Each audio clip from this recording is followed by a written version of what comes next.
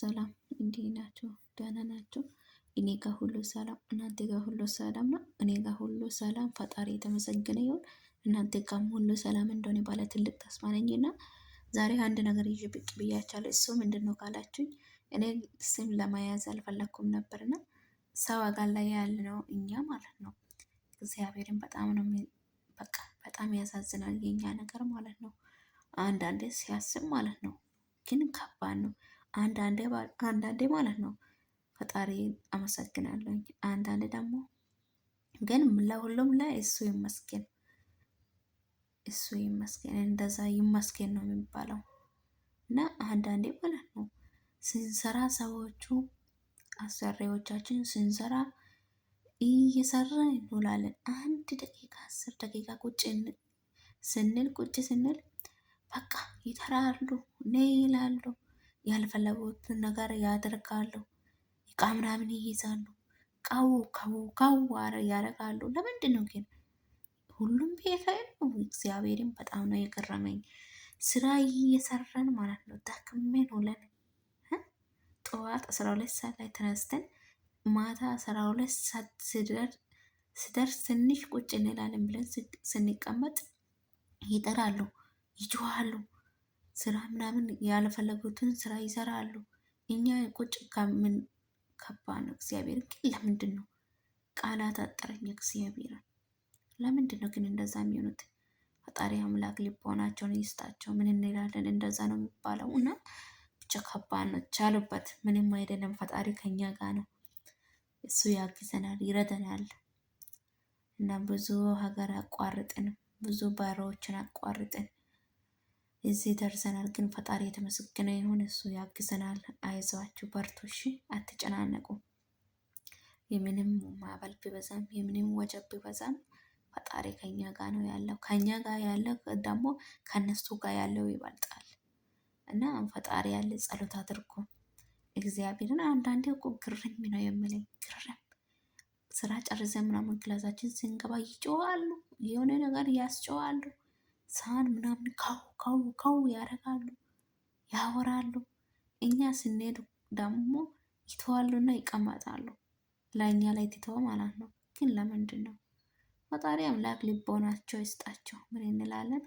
ባዳ ሀገር ላይ ነው ያለ ነው። መቻል ነው ሁሉንም ነገር። ግን ከባድ ነው። እግዚአብሔርን እኔ ልጆች እንደዛ ስሉ አራም እንደዛ አይሉ ምናምን እላለሁ ድሮ ማለት ነው። አሁንማ በዛ። ኦ ማይ ጋድ ከባድ ነው። ምንም አይደለም የሚቻሉበት። ፈጣሪ ከኛ ጋር ነው ያለው እና በጣም ብዙ ፈተና አሳልፈን በጣም ብዙ ፈተና በጣም ቻሌንጅ አሳልፈን ሰርተን ደግሞ ገንዘባችን ስንልክ ሀገር ቤት ደግሞ ያጠፋሉ። ይሄንን አያውቅም እግዚአብሔርን። አንዳንዴ እኮ የኛ ነገር ሲያስብ ማለት ነው እግዚአብሔርን ለእኔም ብቻ ሳይሆን ለይቶቻችን ምናምን ሲያስብ በጣም ነው የሚያሳዝነው። እግዚአብሔርን እንደዛ ዳክሞ እንደዛ ብዙ ውጣ ውረድ አልፎ ሰርቶ ሁሌም እኔ አወራለኝ። በቃ ልቤ ላይ የሚመጣው ነገር እንደዛ አይነት ጥያቄ ነው። ሁሌም የኔ አይምሮዬ ላይም ልቤ ላይ የሚመጣው ነገር እንደዛ አይነት ነገር ነው። ሰርቶ ደግሞ በጣም ጥሮ ሰርቶ ሲላኩ ደግሞ እዛ ሀገር ቤት ላይ ያለው ሰዎች ደግሞ ያጠፋሉ፣ እንደፈለጉ ያደርጋሉ። ግን ለምንድን ነው? አረ ሀገር ቤት ያላችሁ ሰዎች ለእነሱ ሼር አድርጋቸው ይህንን ቪዲዮ። እግዚአብሔርን ለምንድን ነው የምታጠፉት? ለምንድን ነው? ለምን ታጠፋላችሁ? እግዚአብሔርን አሁንስ በዛ። አሁንስ የእኛ ነገር በዛ። ሰው ሀገር ላይ ያለ ነው የልጆቻችሁን ብር እየበላችሁ እያለቀሳችሁ ሊመጣ ነው ስትላል ለምንድን ነው የምትመጣው? ግን ራሳችሁን ቀድማችሁ ራሳችሁን እዩት። ሁሌም እንደዛ ይላለሁኝ እኔ እና ቀድማችሁ ማለት ነው ራሳችሁን እዩ። የት ቦታ ላይ ነው ያለሁት? የት ላይ ነው የቆምኩት? የት ላይ ነው አሁን ያለሁት? ምንድነው ነገ የሚጠብቀኝ? ምንድነው ነገ የሚሰራው ብላችሁ አስቡ። እግዚአብሔርን የሰራችሁት ገንዘብ ዝም ብላችሁ እንደፈለጋችሁ አድርጋችሁ እንዳለ ራሳችሁ ጋር አስቀምጡ። ሰዎቹን ከፈራችሁ የሆነ 6-7 ወር ከደረሳችሁ በኋላ የሆነ ነገር እየገዛን ነው፣ ይኸውልሽ ይሄ የአንቺ ስም እየገዛን ነው ብሎ ሲያሳዩ ሲያወሩ ትልኪያለሽ። ገንዘብሽን ዝም ብላችሁ እንዳትልኩ እግዚአብሔርን እና እየለካችሁም ደግሞ በስነ ስርዓት እያያዙ። አራ ሀገር ቤት ላይ ያላችሁ ሰዎች አረ ለእናንተ ፈጣሪ አምላክ ልቦና ይስጣችሁ። እናንተ ማብላት ብቻ ነው የምታስቡት። እዚህ ላይ ብዙ ፈተና ብዙ ውጣ ውረድ አልፋ ነው የምትሰራው። እግዚአብሔርን ለእነሱ ሼር አድርጋቸው እና ከባድ ነው ከባድ ነው። እግዚአብሔርን ሲያስብ በጣም ነው የሚያሳዝነው ሁሉም ነገር ማለት ነው። ነገ ሌላ ቀን ነው። ነገ ራሴን ይለውጣለሁ፣ ነገ እንደዛ አረጋለሁ፣ እንደዛ አይነት ጥሩ ነገር አሰራለሁ ይሄን ነገ ብላችሁ ተስፋ ስታረጉ ደግሞ እዛ ሲልኩ ሰዎች ደግሞ ያጠፋሉ፣ እንደፈለጉ ያረጋሉ። ከዛ በኋላ እናንተ ደግሞ እዚህ ጩኸት አለ፣ እዚህ ስቃይ አለ፣ ብዙ ነገር አለ። ያንን ሁሉ እየሰራችሁ የእነሱን ጭንቀትም አለ፣ የኢትዮጵያ ጭንቀት ታስባላችሁ፣ እንደዛ አረጋላችሁ። እኛ እኮ እንደ እብድ እኮ ነው የምንሆነው። እግዚአብሔርን ልጆች ይቅርታ አድርጉ እንጂ እግዚአብሔርን አንዳንዴ አስቡ። እየሰራን ይሄን ይሰራለሁ፣ ሁለት ወር ደሞዝ ልኬ ይሄንን አረጋለሁ፣ አሁን ደግሞ 4 ወር ሲደርስ ደግሞ ይሄንን አረጋለሁ እያለን ብቻን እንደ እብድ ነው የምናወራው።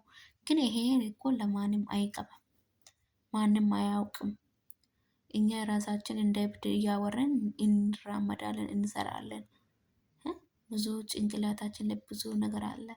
ያን ሁሉ ሀገር ቤት ያሉ ሰዎች አያውቁም፣ አያስቡም። ግን ለምንድን ነው ናቸው ነው ምንድን ነው? አረ ምን እየተገዳ እንደሆነ እንጃ። ፈጣሪ ያውቃል ሁሉንም ነገር። ሀገር ቤት ያላቸው ሰዎች ደግሞ እንደዛ አታርጉ። እንደዛ ማድረግ ጥሩ አይደለም። የልጆቻቸውን ገንዘብ በደንብ ያዙ። ባል ከሆንክም የምስት ብር በስነ ስርዓት ያዘው። ወንድም ከሆንክም ደግሞ የየት ብር በደንብ አስቀምጥ። ውጤታማ የሆነ ነገር ስራ አሳያት። ጥሩ ነገር አሳዩ። ሰው ጋር ላይ ያለን የቤተሰብ ናፍቆት አለ። ልጆች ትቶ የመጡትም አሉ እና የልጆች ናፍቆት እና የሀገር ናፍቆት ብዙ ነገር አለ። ብዙ የሚጠማው ነገር አለ እዚህ ስንመጣ እና ይሄንን ተረዱን። ዝም ብላችሁ እንደፈለጋችሁ አታርጉ። ሰው ልጅን ተረዱ። በቃ ሰው ልጅ አይደላችሁ። አራ ከባድ ነው፣ ከባድ ነው። እንደዛ እና እንደዛ ለማለት ፈልጌ ነው። ግን አታጥፉ እግዚአብሔር። አንዳንድ ሲያስብ አሁን እኮ ጭንቅላቴ ላይ ይሄንን ቪዲዮ እየሰራው ምን እንደመጣ ታውቃላችሁ? በቃ ይሄ ነገር መጣ። ለምን ቪዲዮ አልሰራም ብዬ ዝም ብዬ እሰራለሁ ብዬ ያዝኩ ማለት ነው። እና ሊጠቅማችሁ ይችላል። ግን የሰራችሁት ገንዘብ እግዚአብሔርን የሰረገችውን ገንዘብ በደንብ ያዙ።